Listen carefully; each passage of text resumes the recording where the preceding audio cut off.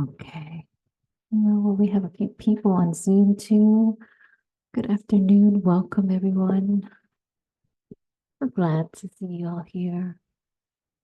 Yeah, we've arrived and we're here. And I'm so happy to see that you've decided to take this time out of your Saturday to join me and friends in the practice, taking refuge in the Sangha, the community. And the community is where we realize the teachings and where we bring it to life through our practice, through our reflection, through our insight and understanding. So I'd first like to begin by a few practice songs and then a brief introduction of our mission and vision. And welcome to those of you on Zoom. And then after that, we'll practice meditation in the sitting and walking posture, so the posture of your choice. And then I will give a short Dharma talk. Dharma means the teachings of the Buddha. And then you'll be invited into a group reflection and sharing. Hi, Rob. Welcome. You made it. Got the whole crew here. We have a number of our practitioners who are what Rob would call litter mates. We sit together in the morning. Okay, I'm just going to turn the room camera on so those of you on Zoom can see the others who are here. Okay. Pause it for now, and when they speak, we'll change it out. Is my volume good? Can you hear me okay? Okay. Okay. How's how's that? Okay. What about those on Zoom? Um, can you hear me okay on Zoom, Mark or Roz? Okay, just let me know. You can also put it in the chat. It's loud and clear. Okay, perfect. Thank you. Very good. Great. Roz, hi. Welcome. Thank you. Mhm. And so I'd like to begin in one of the ways at Plum Village we begin our Sangha, which is by singing the practice songs. And these songs are the teachings in and of itself, put into melody that help us to memorize the teachings. So for those of you in the room, there's a sheet there on one side with the songs of practice. And for those of you on Zoom, I have a copy of it that I will share. Any requests? And there's some that I don't know, but does anyone have a request for a song you'd like us to start with as an opening? Number 2, breathing in and breathing out. So we'll sing it twice. Breathing in, breathing out, breathing in, breathing out. I am blooming as a flower. I am fresh as the dew. I am solid as a mountain. I am firm as the earth. I am free. Breathing in, breathing out, breathing in, breathing out. I am water, reflecting what is real, what is true.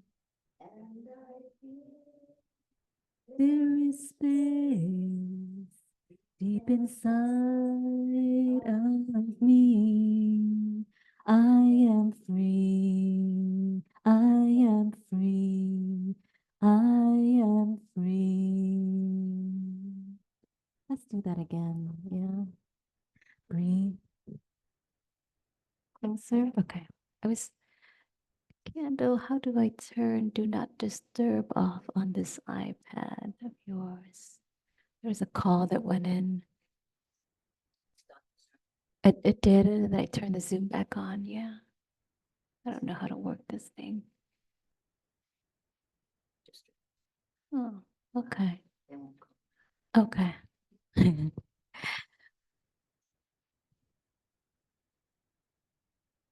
And so at the Plum Village Centers, when we sing this, we are singing this with our all the multi-general generational practitioners that are there, from grandparents, parents, kids and grandkids and aunts and uncles. And so it's really beautiful to see how these songs bring families together. And it's a way that we can produce joy and happiness and mindfulness through these words. So let's do that one more time. Breathing in, breathing out, breathing in, breathing out. I am blooming as a flower. I am fresh as the dew. I am solid as a mountain. I am firm as the earth. I am free. Breathing in, breathing out, breathing in, breathing out. I am water reflecting what is real, what is true. And I feel there is space deep inside of me. I am free, I am free, I am free. Maybe one more song? You're welcome. Number 10. Okay.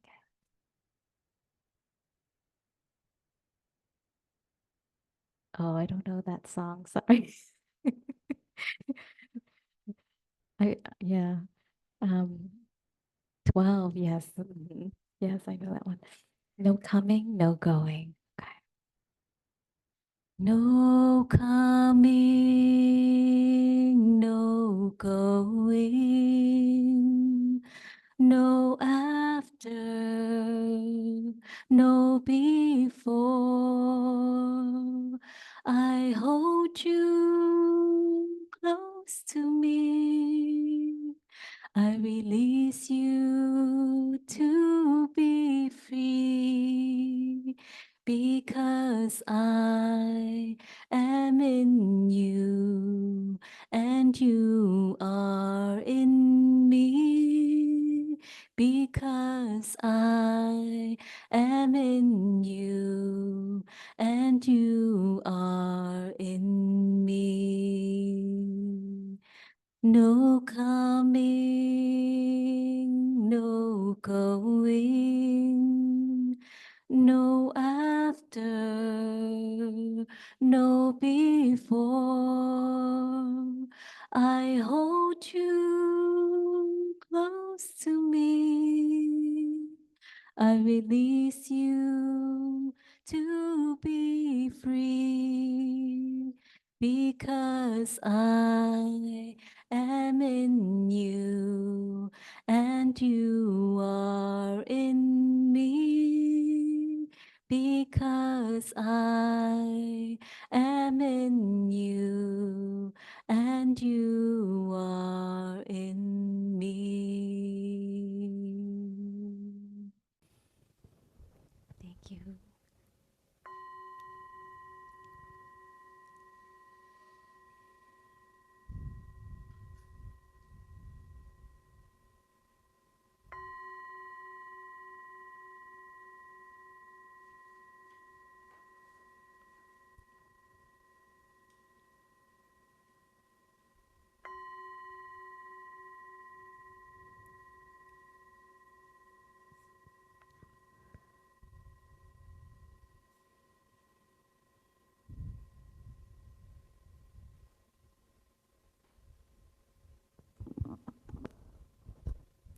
And as we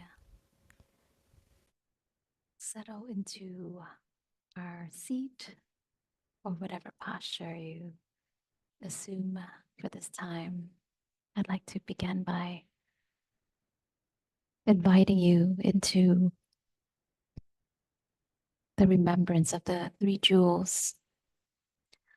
And so, coming back to this place within yourself, taking refuge in the possibility of awakening within,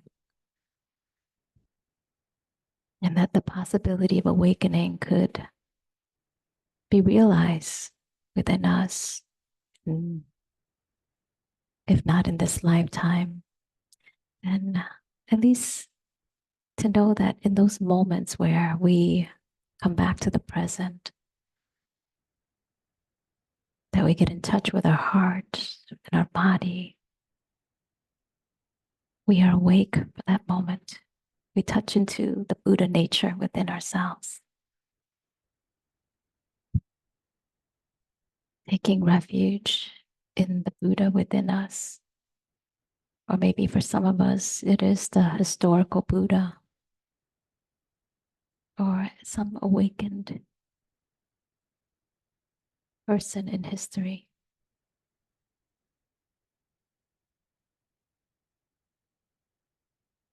Or maybe it's a teacher that we revere.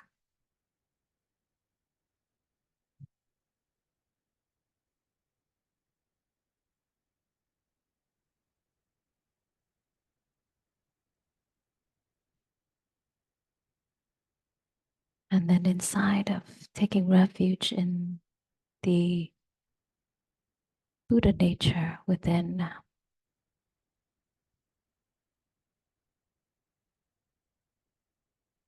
we take refuge in the Dharma, the teachings of compassion and of wisdom, a way of life that is of understanding and love.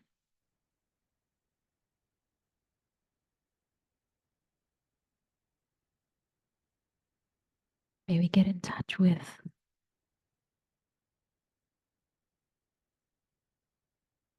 the teachings that live within us, within our lives, within the insights and the awareness that we have.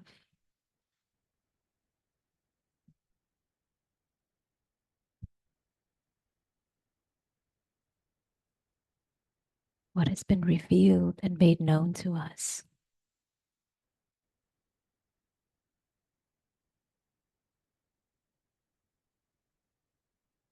That has offered us peace and joy,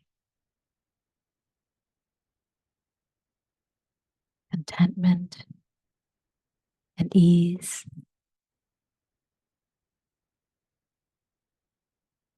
The teachings that help us make sense of our stress, our anxiety, our suffering.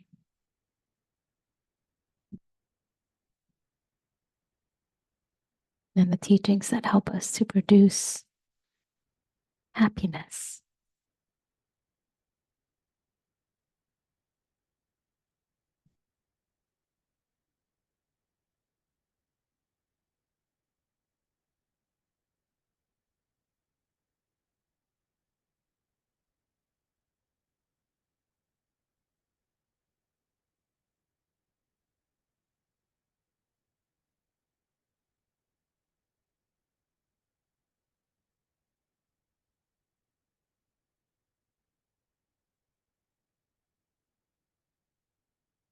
And now turning to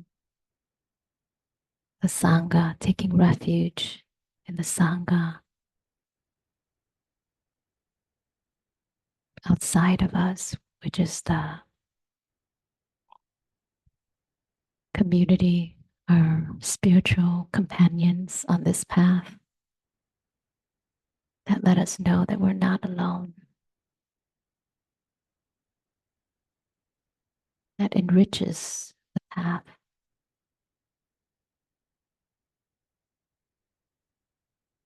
that support us and remind us when we are lost, when we are confused, when we forget.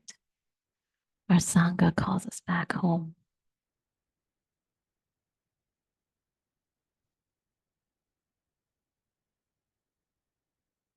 And taking refuge in the Sangha within us is taking refuge in all of the teachers, our parents, our teachers that have made an impact in our lives.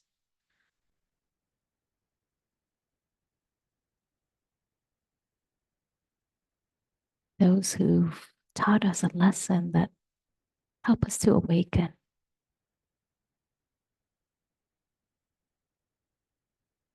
People from our past, people in our present, and those we've yet to meet.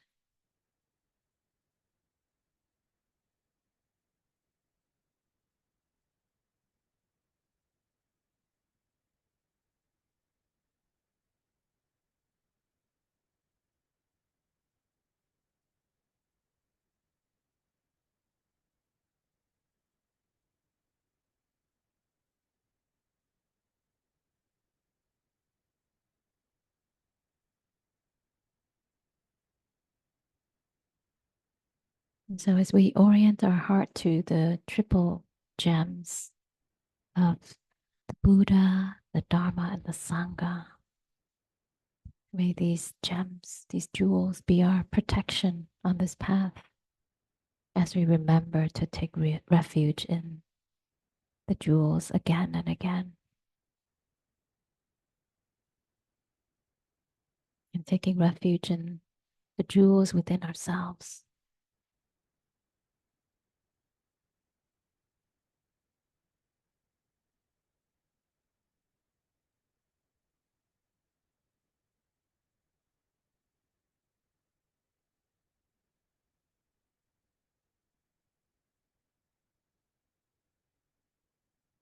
We practice and study together for the benefit of all beings. So while we practice to relieve ourselves from suffering, we also recognize the suffering that's caused by biases, prejudices, systems of power and privilege. We recognize the suffering caused by oppressions based on our identities of race, sex, class, age, ethnicity, religion, national origin, ability, sexual orientation, and gender identity or expression, and the many intersectionalities of these various identities. As a community that is rooted in practice and in inclusivity, we cultivate a sense of belonging.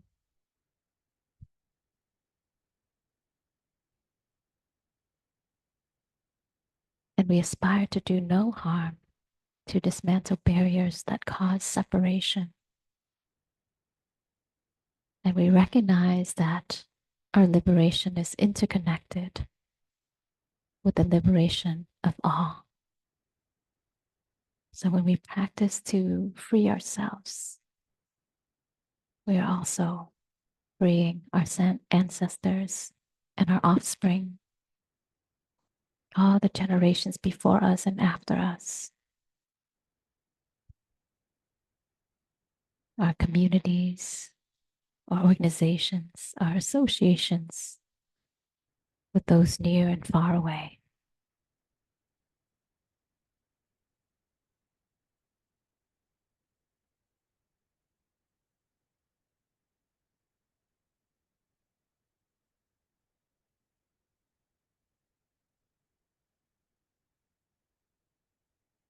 And as we get present to this body sitting here, sitting in this space, sitting on this land, our feet are touching the unceded lands of the indigenous peoples including the Confederate tribes of the Grand Ron, the Sluts, and many more. So we remember that this land is available to us due to all who came before who inhabit this land. So may we honor it with each step that we take and with each breath. We're breathing in our ancestors. We're breathing in the past, and we're breathing out the future. Breathing in the cosmos and breathing out life, energy.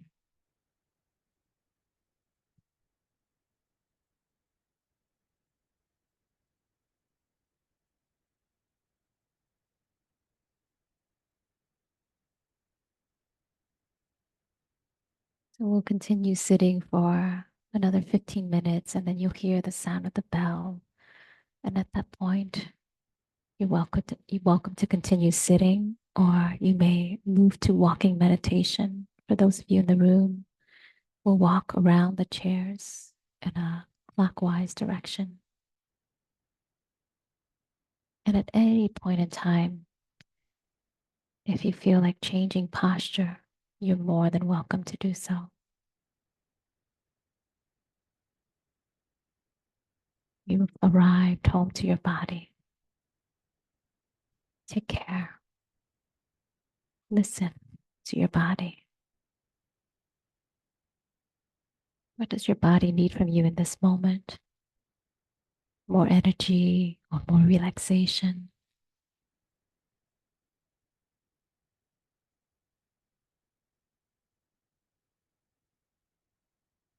And breathing in such a way that feels nourishing and supportive for a mind that is alert, awake, and relaxed.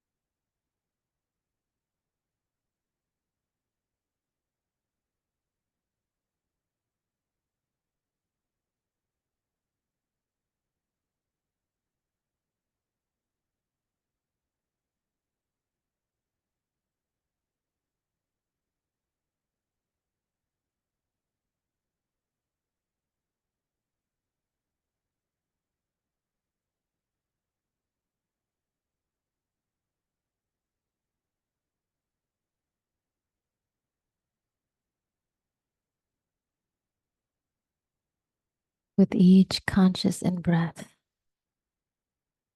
feel the energy wind coursing through the body. And with each conscious out breath, notice if there's room to soften, to rest back into your posture, letting go of the mental busyness, letting go of the bodily tension and tightness.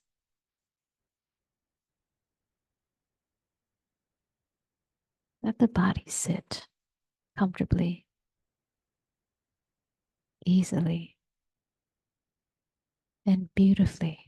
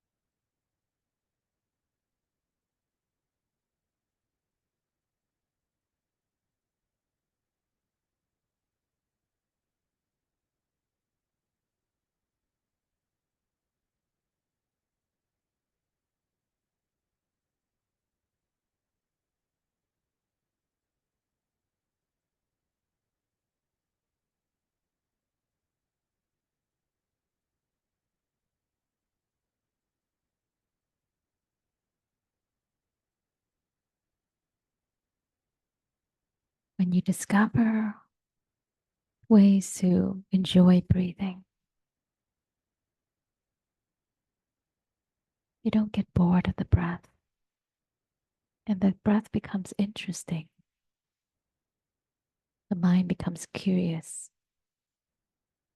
and enticed by each in breath and each out breath.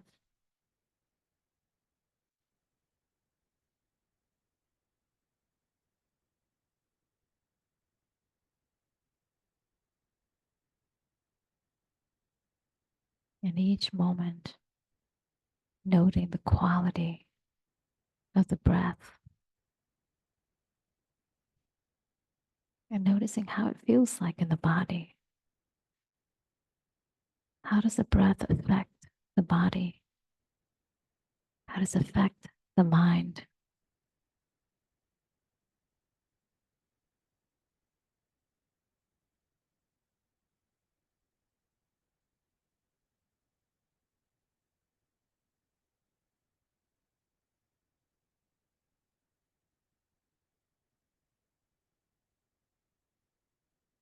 Paying attention to this whole process of breathing without interruption. And notice when we get interrupted, be aware of the obsession of mind.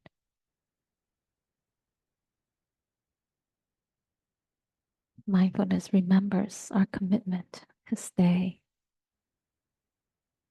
our commitment to see through each in breath and see through each out breath.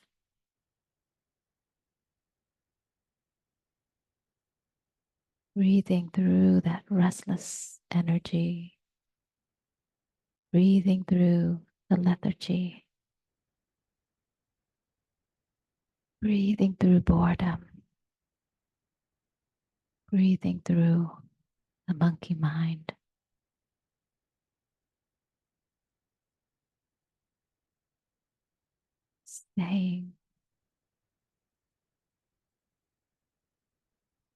Staying one with the breath,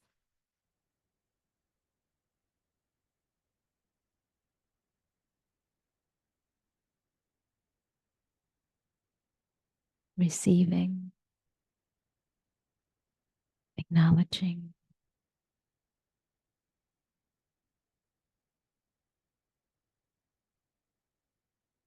and letting go.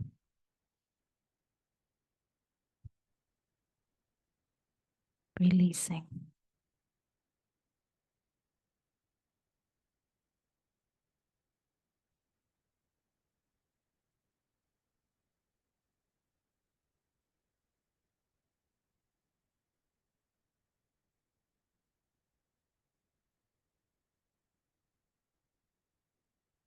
So each moment of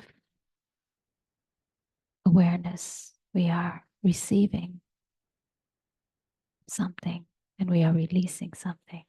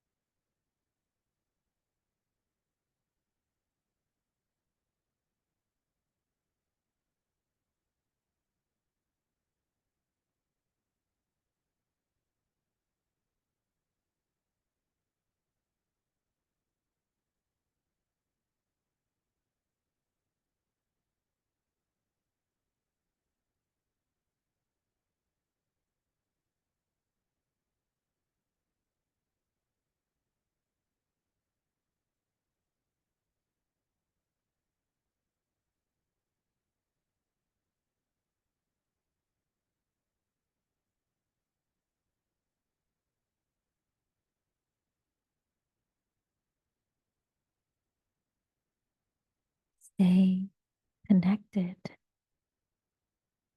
to the rhythm of the breath or the rhythm of each footstep, bringing full awareness to sensations shifting,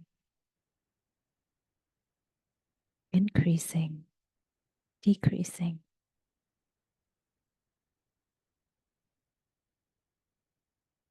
sensations being pleasant, unpleasant, and neutral, and remaining equanimous to change,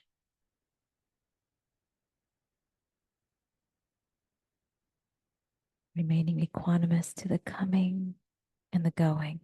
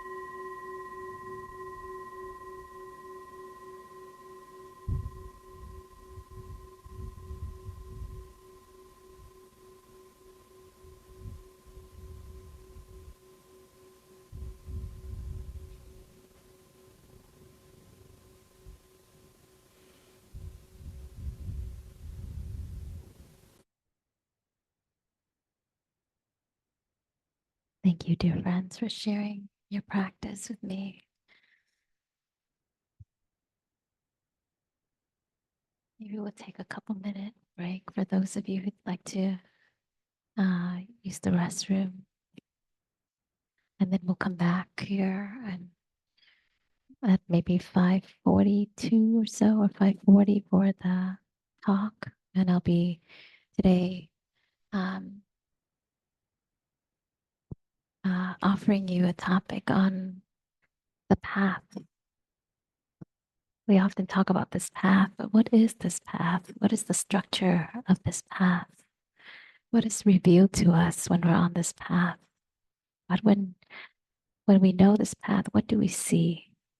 So clearly seeing the path that we're on. So just like when we're on a road trip and that child voice says, "Are we there yet?" So how far are we? Are we there yet? So being able to know where we are and how far we are from getting there. So I'll be sharing on that and then inviting you into that reflection. So we'll take a couple minutes if anyone wanted to grab a drink of water or use the restroom. And the restroom's right across from this room for those of you here. And for those of you on Zoom, I hope you had a wonderful opportunity to practice with freedom and flexibility and knowing that we are all here practicing with you.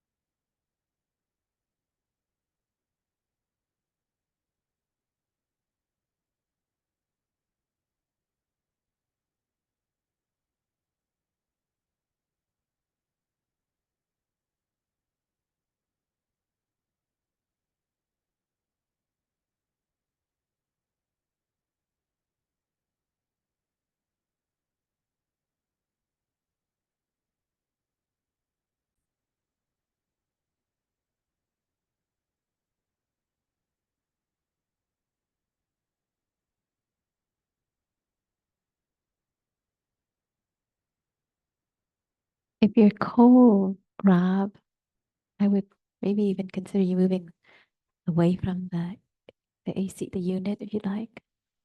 Are you good? Okay, okay, okay,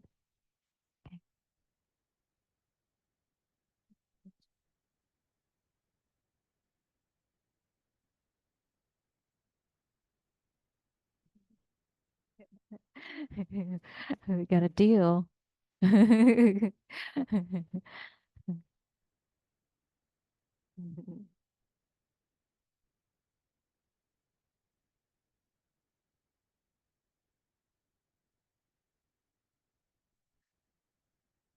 we can let the Zoomers see who's here. And we had another person that was, oh yeah, that was Jordan that now is in person.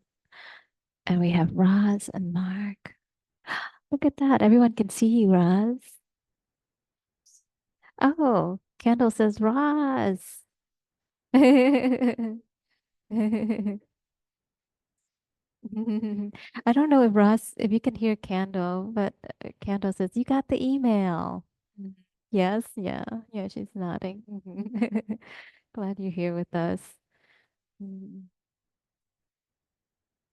And that is Mark. He's been sitting with us in the morning for now. Has it been a couple weeks now or so? Yeah.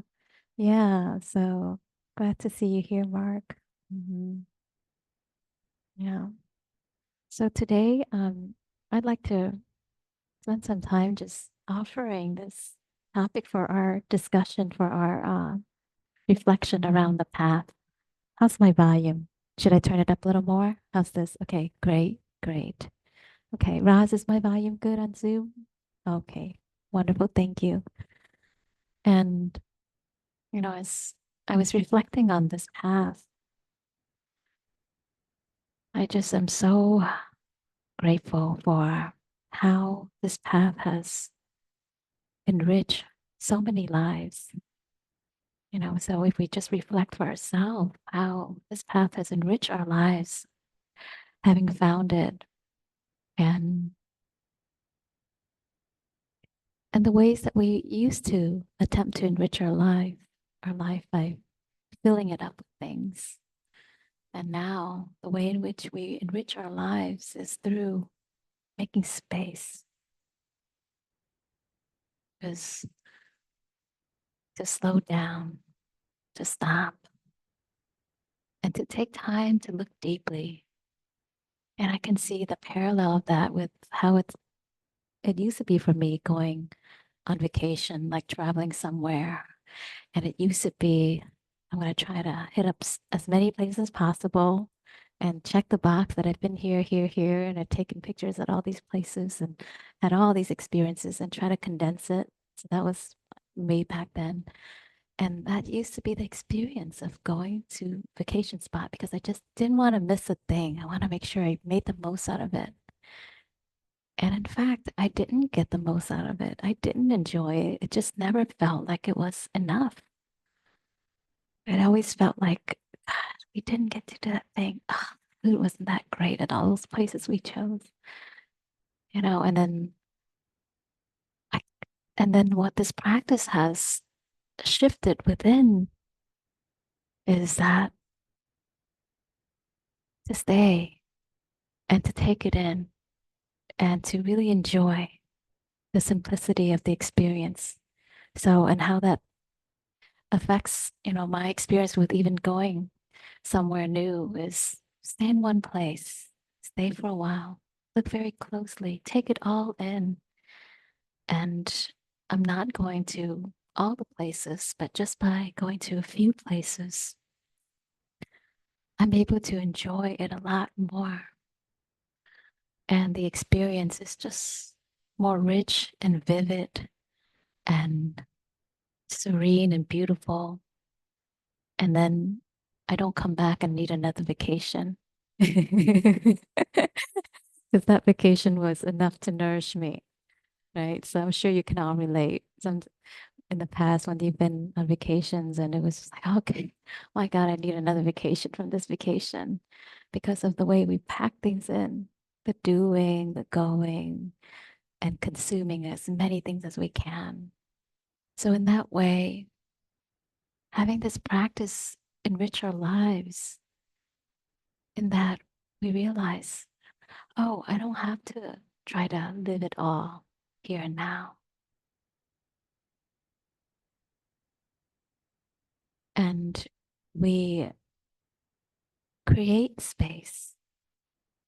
We create space so we can take in what's here already. And we slow down enough so that we can capture the details. It's like going on a hike and slowing down to see the tiniest detail, like the pattern on the leaf with the sunlight shining through it, or the tiniest wildflower that's right by the side of the trail. So when we can see life from that granular way, we are in touch with the subtle beauty that is already there, and we don't need to consume a lot.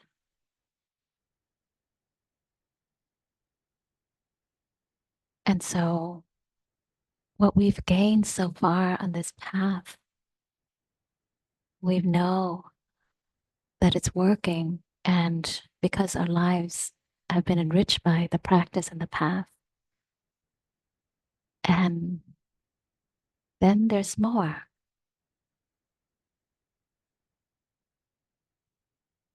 So, when you first began your meditation practice, you knew there were certain benefits that came with it, or you've heard of it. And then as you continue to walk down the path, you've uncovered more and more was revealed to you, continually to be surprised and in awe by the things that we discover in that intangible, non material place.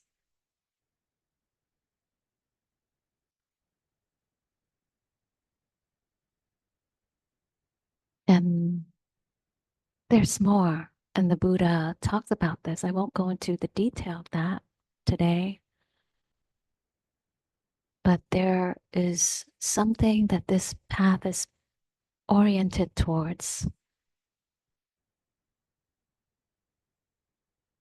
But to be on this path is first to know our orientation. Where am I? And how far and wide and long is this path? Where am I headed? So we can look back and see where we began and we can see where we are now. And so we want to know, where are we headed? Where is this leading to? There's this kind of like this elusive moving goal, maybe, or some idea of it. But what is the big picture of this journey look like? I think of sitting on a cushion and our eyes are closed. And then we're curious about, when is that insight going to come? And then we open up our eyes. How about now? How about now? Am I there yet? And, this path helps us to, the Buddha laid out a structure so we can see how to practice and at the same time be able to see what uh,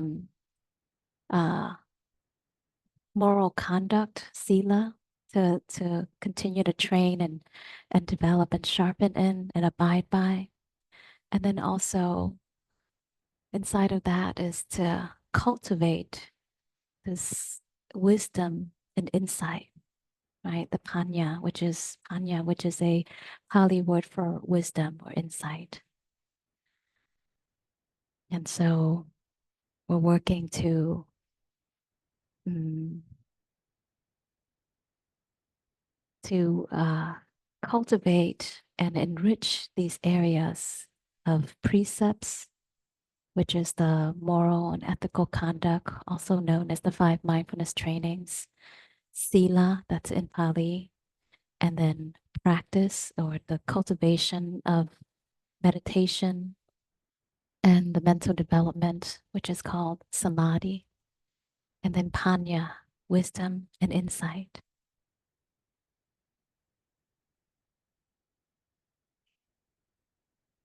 I lost my Zoom screen, so I don't see the Zoom audience. Let's see, they're somewhere there.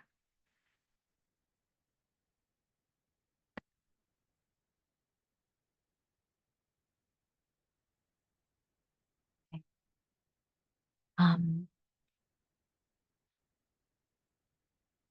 so what does that look like, that path, and what's the structure that the Buddha laid out? So today I want to share with you in this, but not in this linear fashion. I'm going to move through it in a very non-linear way, just to keep us in the reflective state, just considering where we are now and how has this practice mm, benefit our lives. Something I've been thinking about, and this comes up a lot when I think about the path, is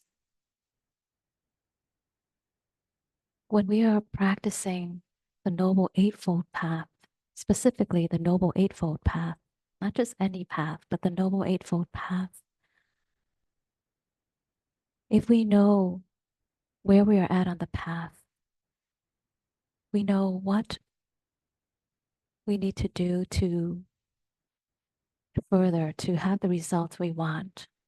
So sometimes when a person experiences a lot of hardship and trouble, I think of it as like a measure of our practice. If I'm having a lot of tension and difficulty in relationship, in things, in matters, then I go back to look at where am I on the path and what do I need to do to course correct.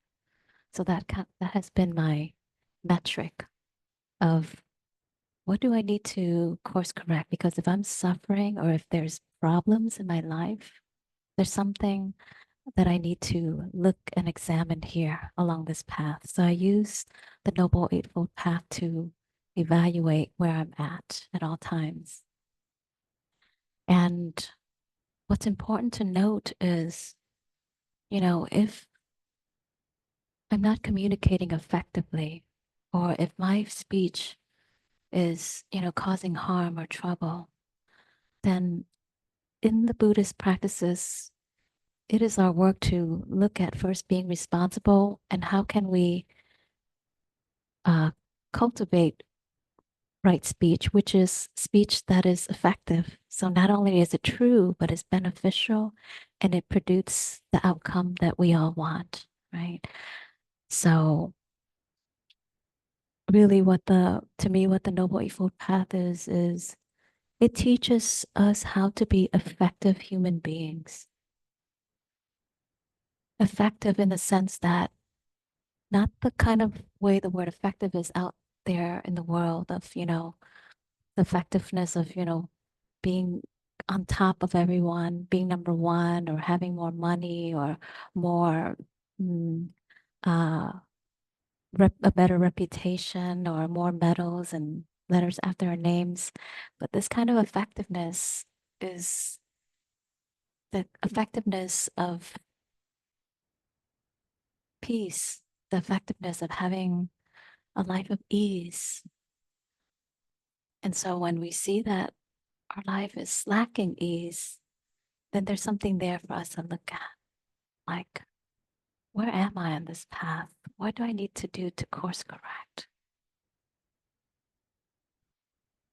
So oftentimes I look at this within me, and then also how is this path for the people around me? And one of the places, and it's the last two of the eight aspects on this path is right mindfulness and right concentration. And for that to be fully developed, we have to work on the foundation first, which is our conduct, right? Our speech, our action, our body, our mind. Um, and to begin this path, one of the first areas where we can look at as practitioners for ourselves and then for our spiritual friends as well is to look at our view. That is the most important thing to examine at all times is our view. So without right view, so we can say, I'm going to use the word right view, but it can also be replaced with the word wise view or skillful, right? So without right view or skillful view, we will make very little progress on this path. Because if we have wrong view, we won't be able to have right speech. If we have wrong view, we won't be able to have right intention. If we have wrong view, we won't be able to have put in the right effort. So it begins with having the proper view. And this is a view that we choose, a view that will uplift us, empower us, a view that actually supports us in alleviating our suffering and alleviating the suffering of those around us. So it's like a choice that we make. And first, we're aware that we have a choice that, oh, I can choose what view to take on. I can choose how to see this. And if I see it this way, one way, it can create more suffering, more anger, more bitterness in me, more judgment. Or if I view it in this other way, it could lead to more compassion, forgiveness, or ease and relaxation and letting go of control. So having that right view, as Ayatollah Khan says, it's like having the right seed. And so there's many seed that you can have, but if you have the right seed, then that seed will grow into something that we want. If you don't have the right seed, you can have good soil, you can have sun, you can have water. But if we don't have the right seed, all those other conditions won't make a difference. So without right view, nothing else can follow. And I think it's important to reflect this and emphasize this because as practitioners on this path, sometimes we see how meditation out there in the world or mindfulness is this quick fix or this kind of treatment or therapy that's done. And yes, there might be some results. But if we're talking about it from the Buddhist lens of path, this path that we're on, there is a very specific goal. And to achieve that goal, there's a specific view to take. And that view will make all the difference. And from having that right view, it's rooted in our understanding of the Four Noble Truths, the truth that in life there is stress, there is suffering. And it's not a morbid view, but it's a acceptance that yeah, change is hard. Aging is hard.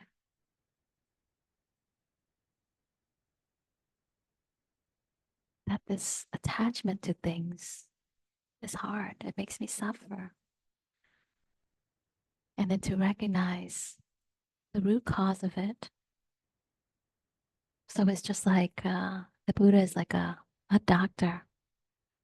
So we come in with this illness and he says, okay, first you have to admit that you have an illness. Right. So, okay. All right. I do have, there's something wrong here with me or with this body. I do have some illness. I do have a disease. And then he looks at, well, let's see what caused the disease and what conditions had it be there.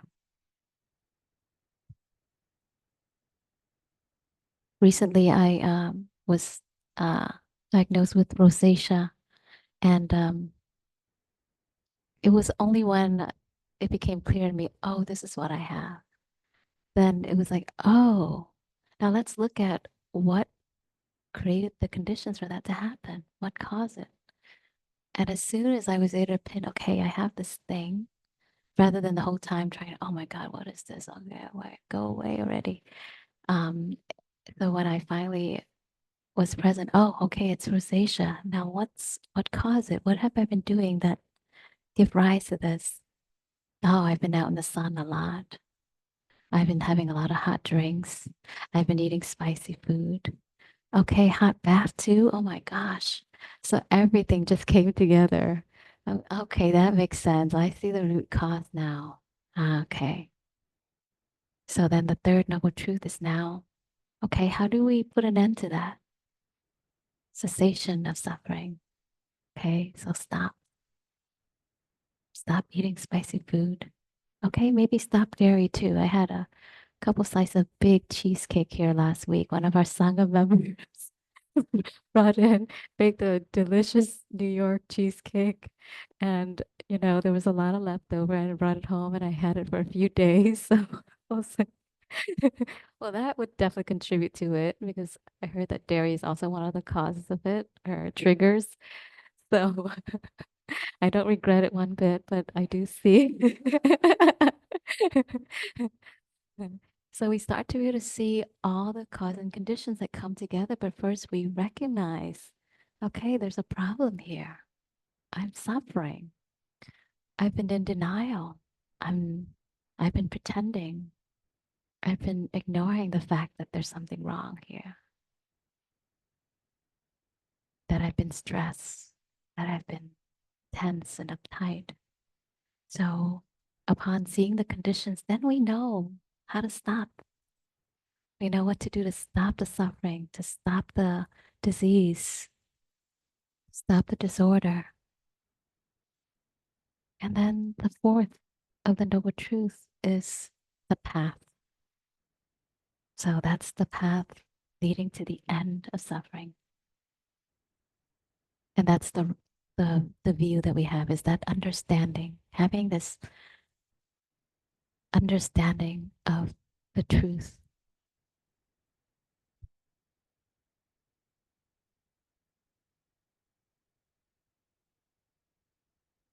And when we have that understanding of the truth of suffering and impermanence and of no self, anytime we are hit with, you know, reality, with these moments where we're shaken up, it's wonderful because it wakes us up again and again.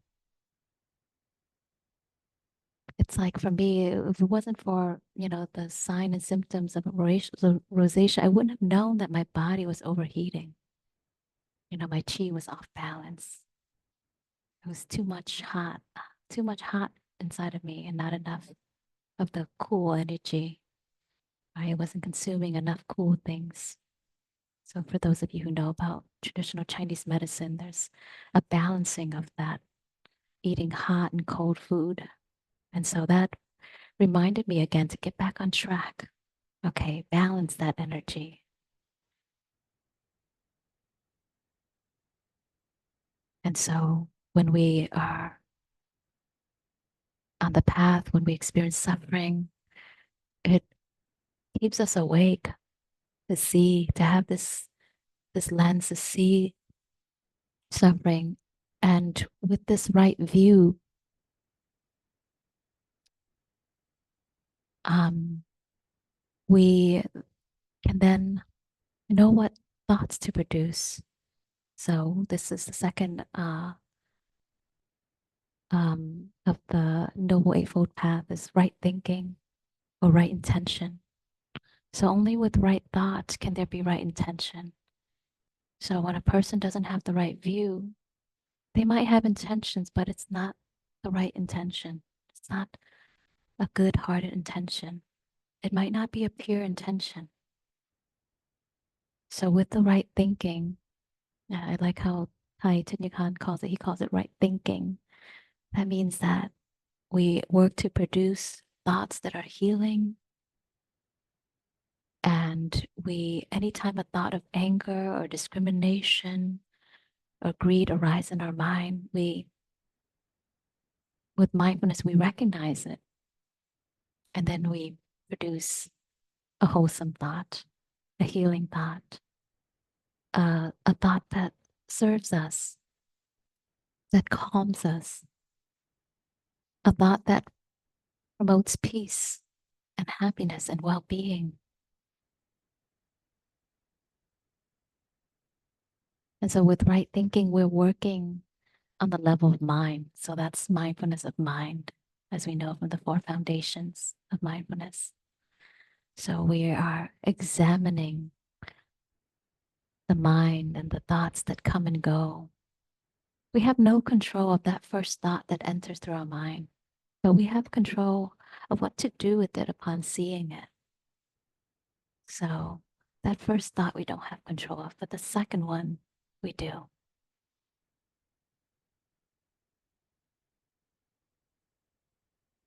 And with right intention, anything that comes from that place of right intention, speaking, any action is going to be skillful, is going to be wise. So sometimes, we struggle with, gosh, I want to make sure I'm saying the right thing or I'm doing the right thing. But to say and do the right thing, we must have the skillful, the wise intention. And for there to be wise intention, there has to be the right view, right? So we go back to beginning of this path again and re-examine our view. So in those moments where we don't know what to say, or we're second guessing, or we're trying to put the words together to say something, it's best to pause and go back and examine our view, our angle of seeing things. And when then there's an openness of mind, and we see that our view is rooted in seeing the truth. And our heart is in that place where there's compassion and understanding. Then anything that is said from that place, any action that is taken from that place, is going to be right action and right speech. So we don't need to craft our words. It just comes from the heart because we've oriented ourselves into that place where there is kindness, there is compassion, there is clarity, seeing things as they really are, not as they appear to be, but as they really are.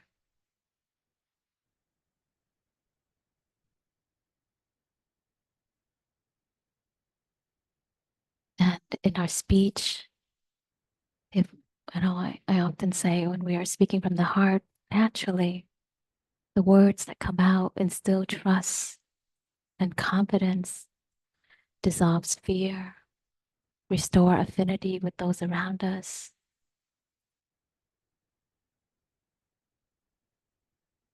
And we can practice this when we use our phones and write emails and texts.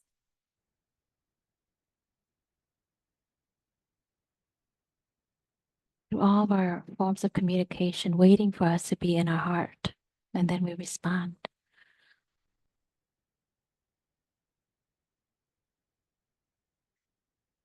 And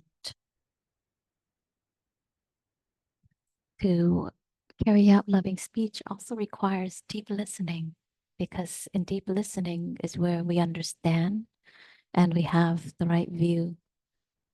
And then from there, the intention is clear. And from that place, then our thoughts are of that which promotes peace and love and mm, happiness or reconciliation. And then, so what we say, what comes out of our mouth, are words mm,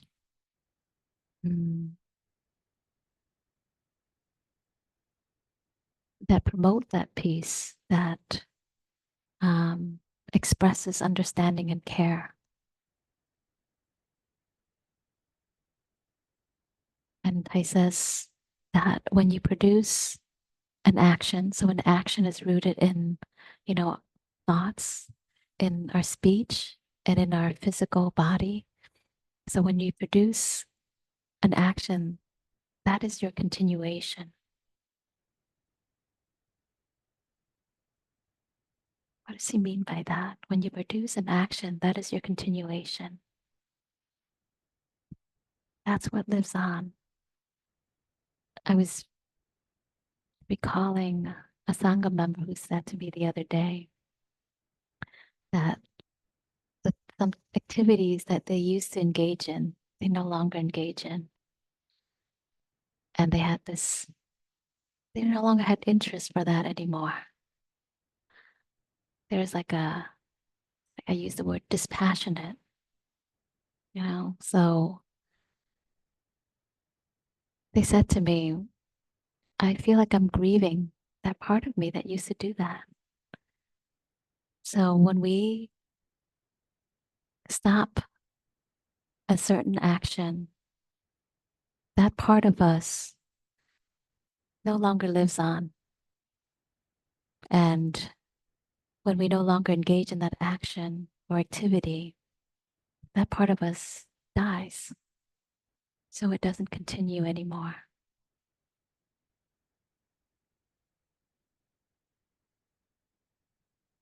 So who we are is what we do, what we say, what we think. And we don't need to be more of anything. If we want to, show up in a certain way, we take certain actions, say certain things, produce certain thoughts that expresses itself as that which we want to be.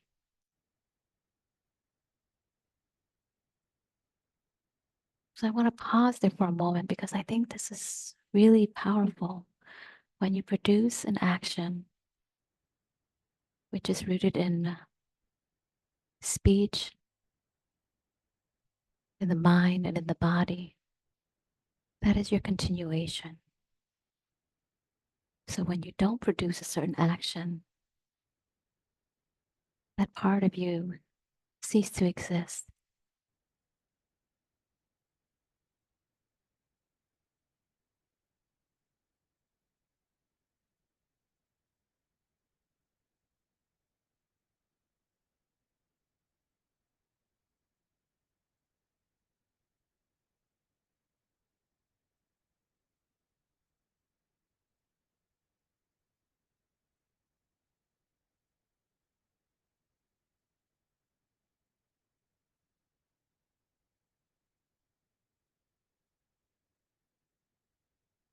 That's essentially what the word karma is. So karma is produced by our actions, our words, our thoughts. And we are subject to our karma. In the sutra, we are supported by our karma. We are the heir of our karma, the owner of our karma.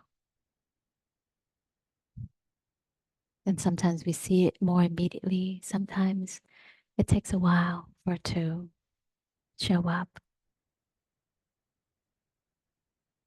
So I mentioned right view, right, right view, right thinking or intention, right speech, right action. And then there's right livelihood and right effort. So right livelihood is um, about what do we do in the world? What work do we take on? How do we make a living? How do we support ourselves in such a way that doesn't produce harm and maybe even contribute to peace and serve others in a wholesome, positive way? So this is something, this path, we can contemplate this for years, maybe one by one. For some years, I spent time on retreats contemplating what right livelihood would look like. And then right effort. So effort is one that you hear me speak about a lot. So a lot of these topics, these steps have been given in talks by myself and by Candle also. So these qualities, these steps overlap with certain lists, certain of the Buddhist lists, certain parts of it. And then the last two is right mindfulness and right concentration. So I mentioned earlier that the structure that the Buddha created on this path helps us to see where we're at and what we can work to refine, to cultivate, to practice in, to give rise to. And while we've seen certain results already, we've been enriched by the path. There's more. Uh, there's a way in which this path leads to, you know, the freedom from suffering, but the ultimate freedom from suffering. And it's, I won't have time to go into it today because I want to leave time for reflection. But I am teaching a course on the Noble Eightfold Path at the end of this month. And in that course, I will go into, the detail of, what the Buddha intended for practitioners to see, and what he laid out with the Noble Eightfold Path. So while we practice and we see the structure, we see the steps that we can take and where we are in the path, there is a broader view of what the big picture of this journey is, and to know where we are, to know where we're headed, and to even, I like to say, to know the why, right? To understand other whys, other purposes as to why. So maybe we have a certain purpose now. We have our own why now. And then what is the why that the Buddha has around the Noble Eightfold Path? So I'll be sharing from various angles, from monastic teachers, to help you clearly see and give you a broader lens of what this is, and then also a very detailed lens of each of these steps. And we bring in our practices, our own, triumphs and struggles to be able to really examine this closely. So I want to pause there and invite your reflection into the space. What's coming up for you as you hear this teaching. So this is when we say the path, the capital P path is this. Mhm.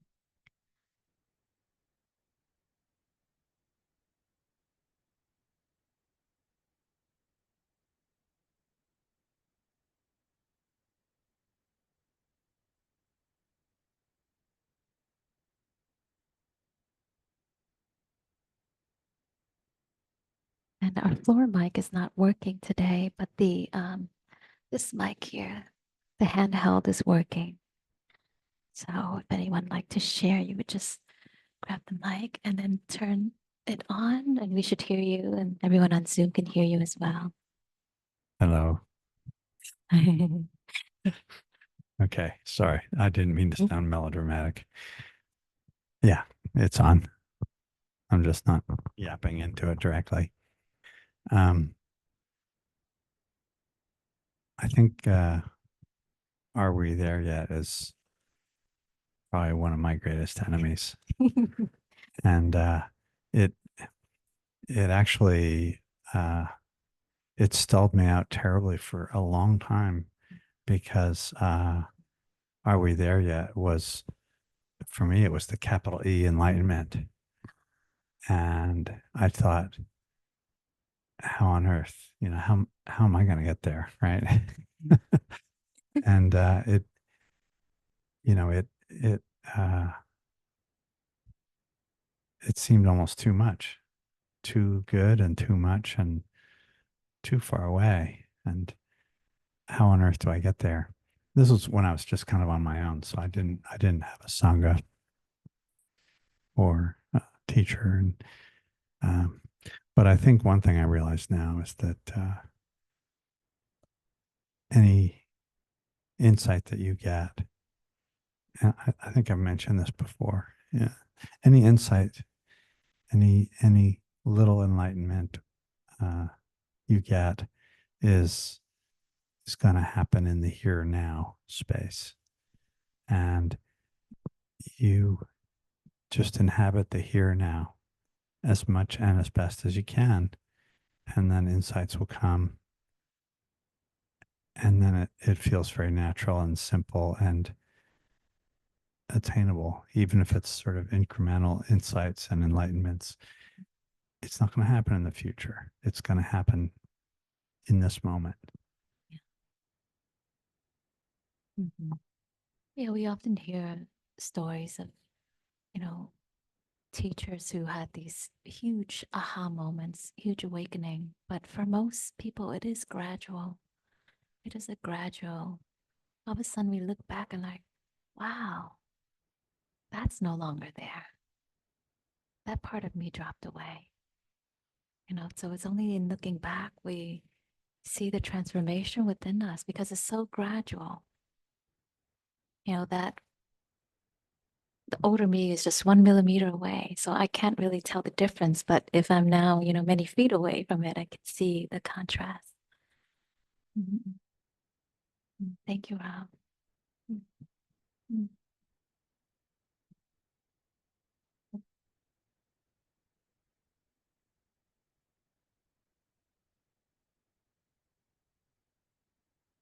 Wait to turn it on. Yeah.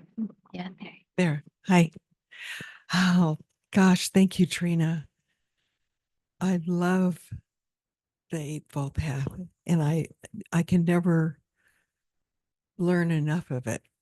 I've taken a couple of classes in it, and I want to take your class now because it's so important, and because, like, one of the first things I ever learned when I started coming to practices, and that is we always change. Nothing stays the same. So I see it in a different way today than I did yesterday or a year ago or whatever. And what really has resonated with me is how this past year that I have been pretty much confined to a bed and in pain and back surgery, all of that. I learned that I was practicing being a human being, just human. I wasn't doing much. And now I'm back to being a human doing. And it's not an easy thing. I mean, I thought that, being confined to home was really a drag and hard, but it actually wasn't in many ways as well. I was confined to my own self and meditating and having a lot of Zoom meetings, and so I had the connections, and my life was not about planning meals and shopping for food or going socializing out and about, and that was a really good thing. That was a whole year of that. I can't believe it. And it's almost like when I started going out, I didn't know how to be because I wasn't being the person that I was being before that year. So anyway, my view has changed. And I have become very mindful of my real intricate needs and my shortcomings and my strengths, And all of that happened during this year, but that was also complicated with medications and, Mhm. being in a different state of mind at times. But now being a human doing more, I'm finding that my practice of mindfulness is a little lopsided. And that's what I want to work on. I can be really good at doing the meditation, either with a group or by myself, and writing in my journal, um, reading my readings that I do. And then it's time to call that person back, or order this on Amazon because I need to have this supplement or something. And I'm spaced out Mhm. and just totally not paying attention, being mindful to the things that do need to be done. So it's a balance. And it really helps me to talk about it because I want to work on that. I really want to work on balancing and continuing to do my practice the way I do it because I love it. But I also have other things to do in my day. So waking up to my life, Mhm. in a different way. Mhm. So I don't know if it's understandable, but Mhm. that's where I am. Yeah. So thanks for listening. Yeah, thank you, Allison, for sharing so vulnerably. Mhm. Mhm.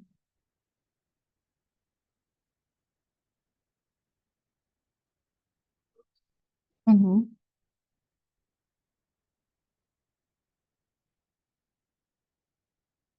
Roz, can you hear everyone who's speaking? Okay, great. Great, thank you. Yeah, seeing things as they really are, not as they appear to be, is so important. Um, one day this week, I had a situation with a person. We don't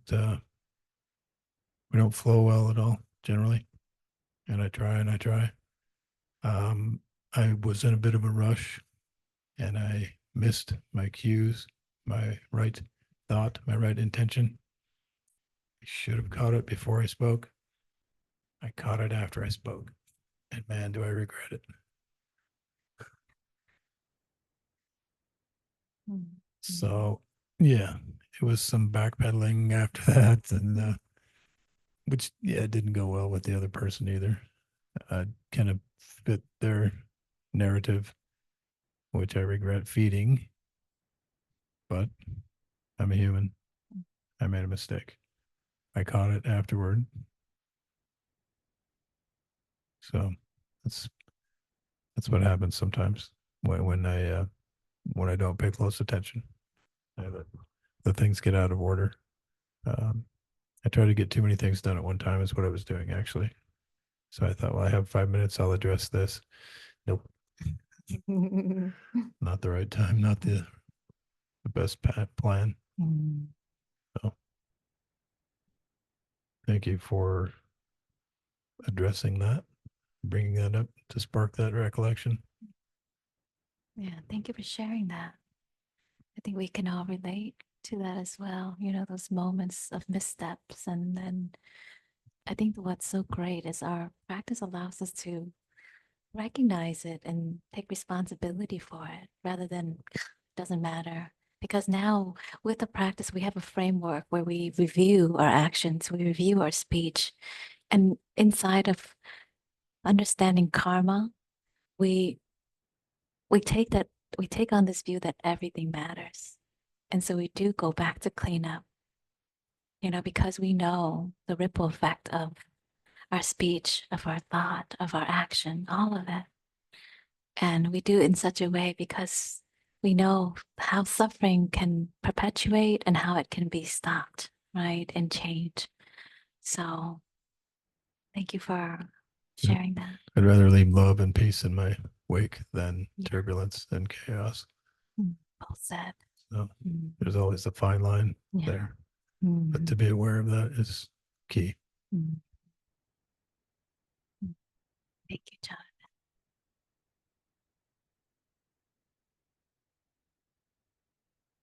And Jordan. Okay, okay. There we go. Great. So those on Zoom can see you too. Hello. Um, I wasn't sure if I was going to speak because I may feel very emotional about this. So we'll see. When you said something about like when life gets hard or a change happens that's unpleasant, you said something about like, and that's great because it's an opportunity to practice and we're excited about that. I was like, no. um and it then got me thinking about so then I was trying to apply that to myself, and that definitely was not accurate for how I've been responding to things recently. And yeah, it sort of made me realize that when hard things out of my control have happened in the last few years, instead of applying the practice, I have been spinning off into things are unfair. Why are things so hard for me all the time? And I think in like interpersonal relationships, I've applied the practice in that way, but when it's sort of like random life events that happen, I have a view that I have bad luck or like something like that. And I'm aware of it and I'm trying to challenge that view. But the view is really that. And specifically this past week, my partner got in a car accident and she's okay. But I noticed that I really struggled all week. And I realized I think I kind of got triggered from a time where just things were hard.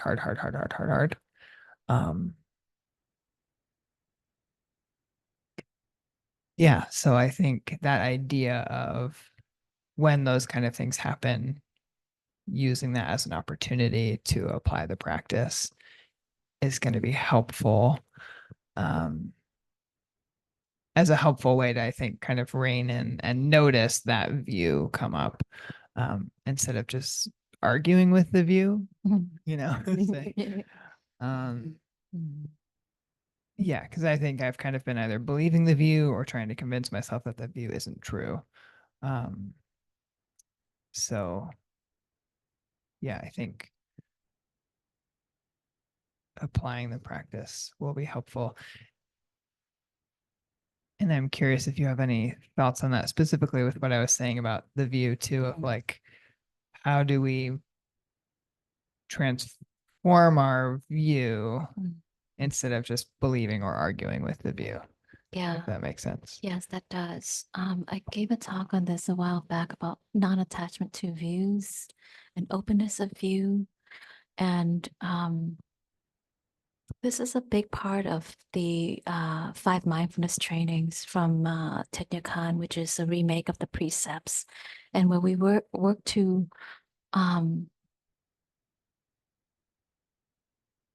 examine our view and orient our view in such a way that promotes peace and healing within ourselves and reconciliation.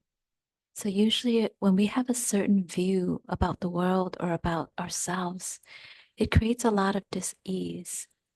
And when we declare and are convicted in healing ourselves,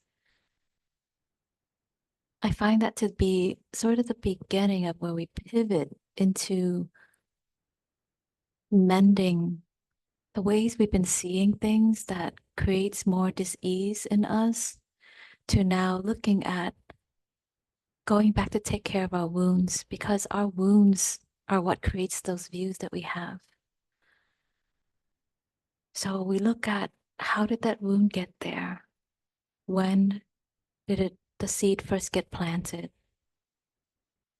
And, like in so many different modalities, it's always with childhood, something that happened from a very young age. And that's when we shaped our worldview. That's when we decided something about ourselves and about people and the world and about a certain group of people, about a certain gender, about, this, that, and the other.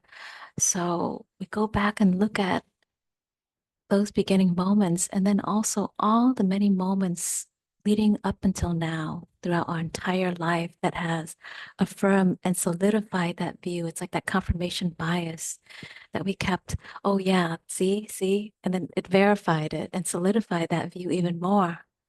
So the way our mind works is very tricky. It does this. It will find and gather information to solidify that belief that it has coming from that place of woundedness. So when we are committed and we have this strong conviction to heal ourselves, we go back and I would say one of the first things we do is practice loving kindness and forgiveness, and looking back at who do we need to forgive? Because when we forgive them, we forgive ourselves. And when we work to forgive ourselves, we also are forgiving them, those who hurt us. And then also the many hurts that we created and caused upon ourselves, upon that original hurt, right? So I would start there. Yeah. And then to stay in Sangha. Sangha is a protection, or the Triple Gem is a protection for us because the more we hear the teachings, the more we remember and recall, and we can make sense of the troubles that we're having, the conflict that we're having. We start to see openings. Sometimes maybe it's not even in anything that was said, but just practicing mindfulness, all of a sudden, something clicks and makes sense.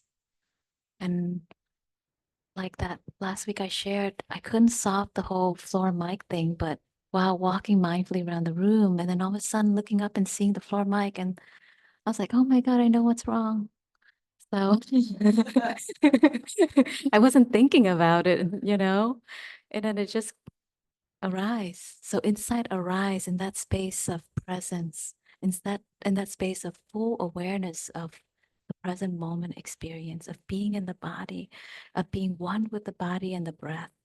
And the mind is back home. It's not out there, but it's here, here, here.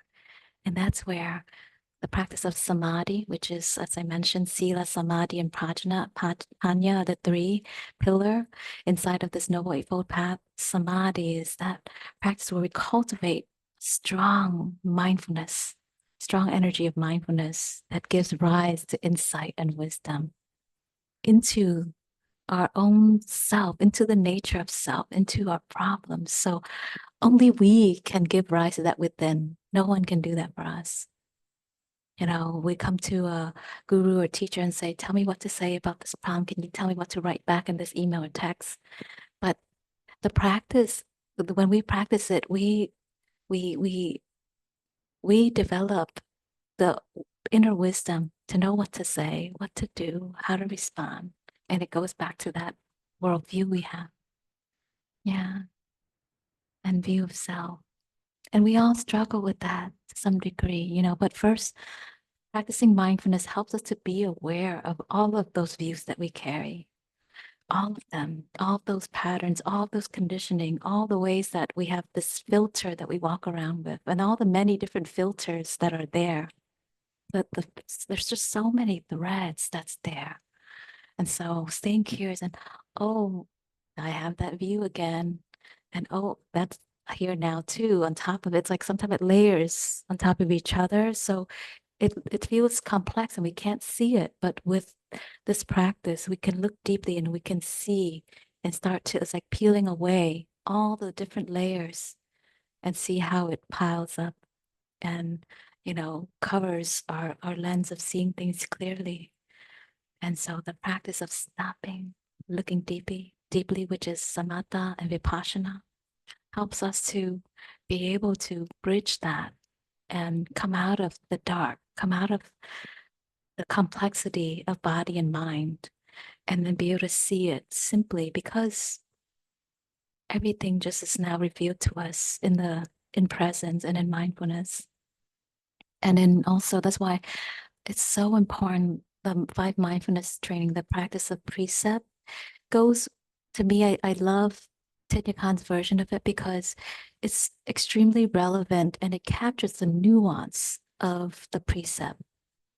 So, we talk about not stealing, cheating, killing, lying, and what is it, consumption of alcoholic beverages and intoxicants. What I love about what Thai did was he went many layers deeper with it, so we can capture the nuance that's there around the precepts and really examine it on a finite level.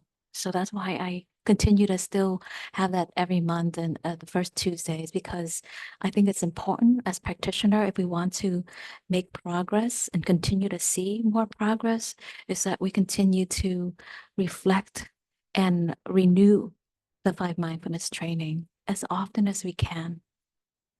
And that way we always catch something new. Oh yeah, that right there. Yeah, I need to look at that again. Or ooh, somehow that slipped out of my view, my angle of seeing. And then being able to go back, like Jonathan was saying, cleaning up, clearing our conscious. And then it supports our meditation practice, our formal and informal practice. It supports us because it gives us this, it's like it frees all the blockages within us. Thank you for sharing that. Yeah, and for your question. Thank you. Anyone else with anything you'd like to share? And also on Zoom too, if you have something you'd like to share, you can on Zoom raise your hand, and then when you share, everyone in the room will be able to hear you. My Zoom screen disappears.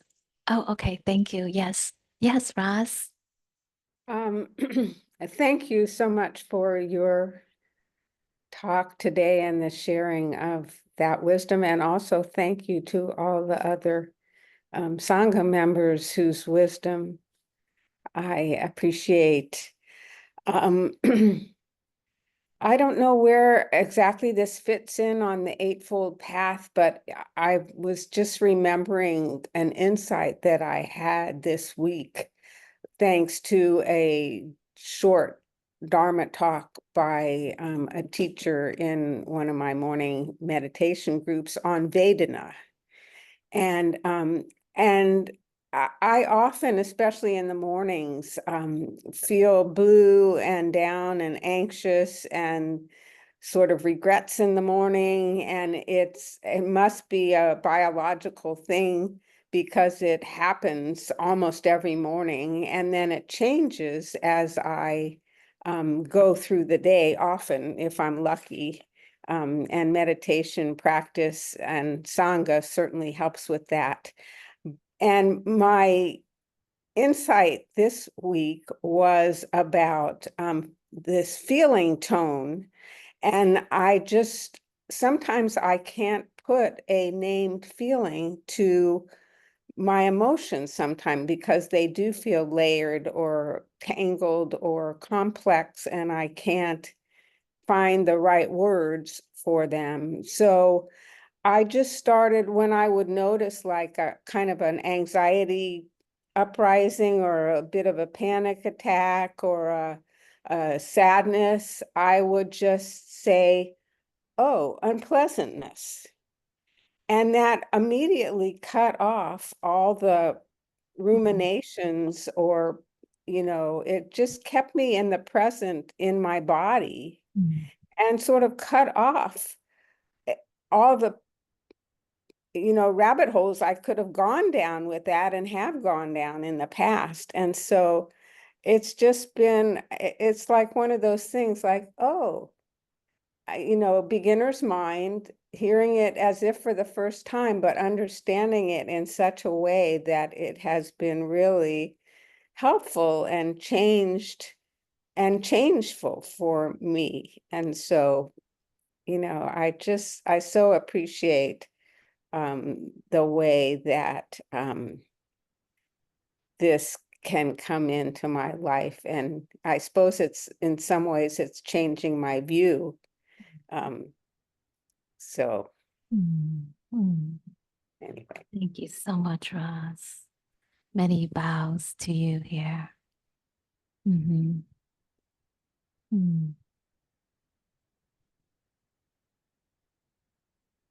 Yeah, Jonathan, yeah.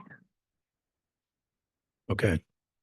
This came to me while you were speaking, talking about the layers, how layers can be stacked on top of each other.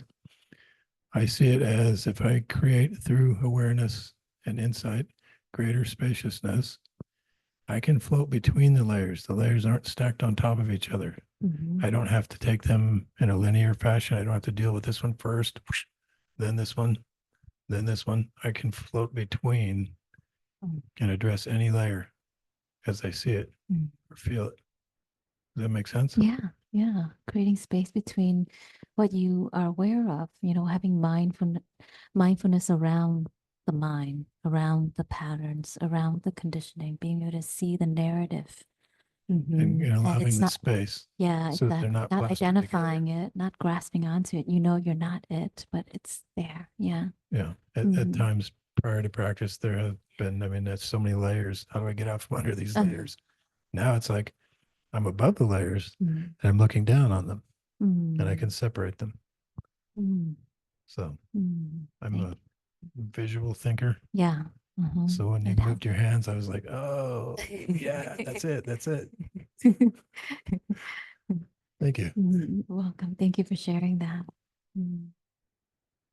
I want to make space for those who haven't shared yet. Is there any final last words? Okay, Kathleen.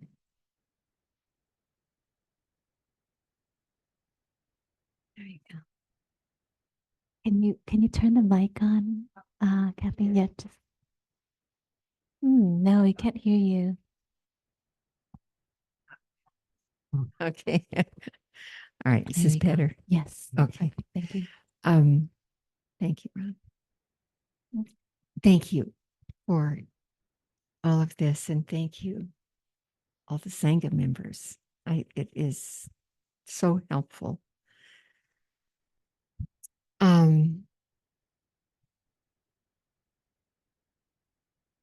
I'm so new at this practice, thinking about right intentions. And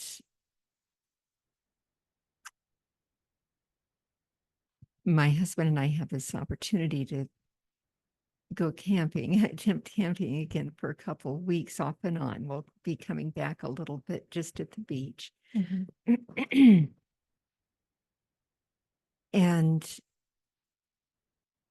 I have a chance every morning to go for a walk by myself. Maybe not to be at our meditation group, but to have that time. And then a couple other times during the day that I know I could have a little time for myself. And coming back to what is my intention? Well, what I'd like my intention to be is to be present in the moment to whatever is, to let go of my expectations that I've had previously and just be with what is. And then options for whatever to do will be very clear. But if I can just stay with that and that intention to be in the present. And there's another piece of what I hear you say often, Trina, in breathing too. Just see if we can enjoy breathing. It's just so simple. But yes, those simplest parts of life, just allow that's possible to enjoy. Just breathing. Mm. And I think that can apply to a lot of other things too. Thank you. Yeah. Mm. Thank you, Kathleen. Mhm. Mm. Any shares on Zoom? Want to make space for that as well.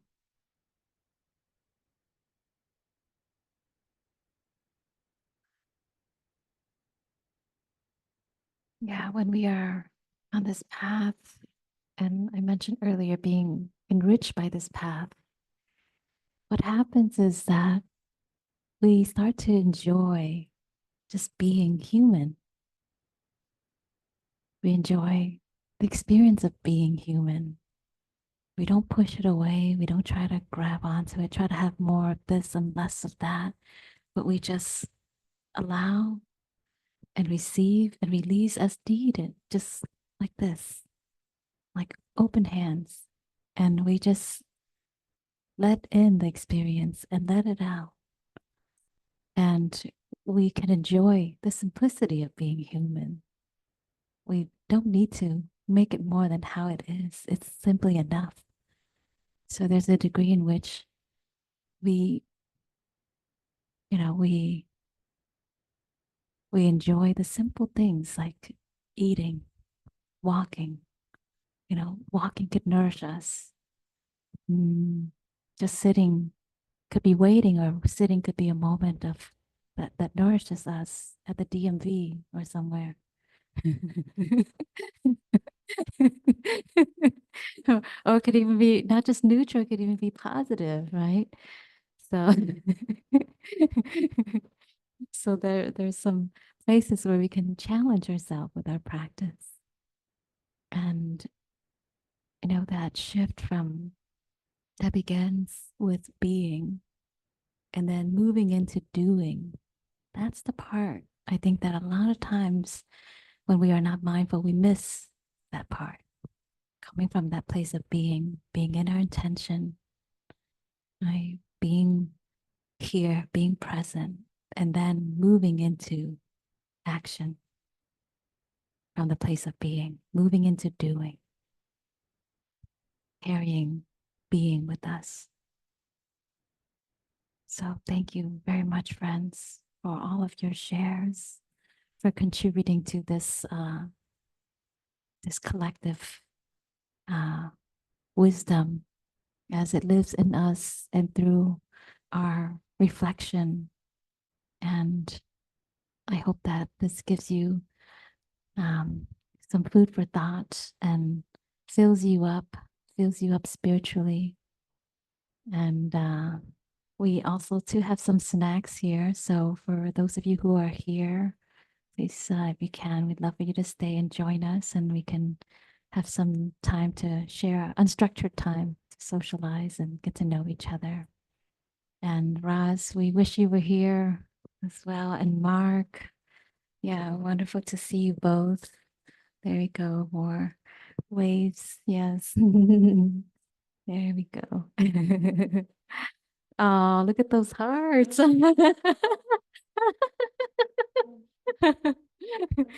Gotta love technology in these moments.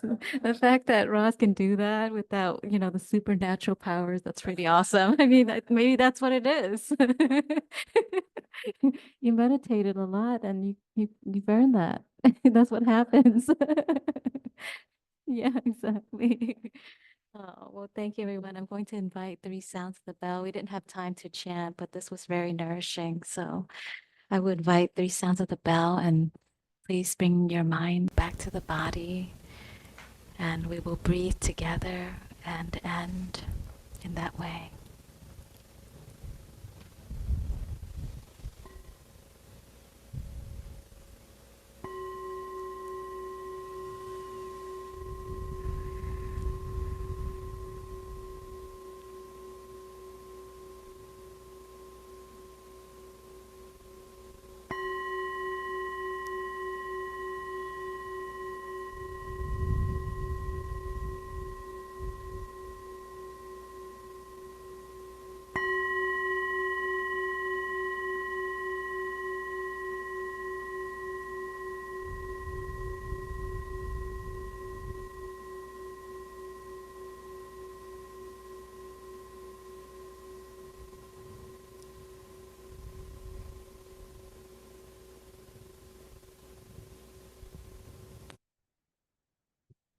If you'd like to make a donation, there's a donation box here, and you can also sell, or there's a QR code on Venmo, and then there's also, I'm going to put this in the chat.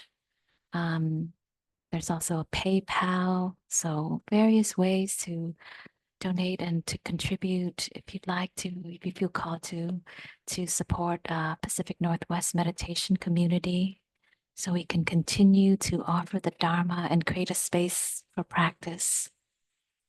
Thank you for your generosity and for your practice and your presence. Thank you. All right. Goodbye to those friends on Zoom. Thank you, Mark. Bye, Roz. You're getting some waves over here.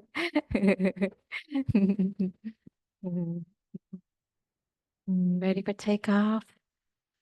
3, 2, 1.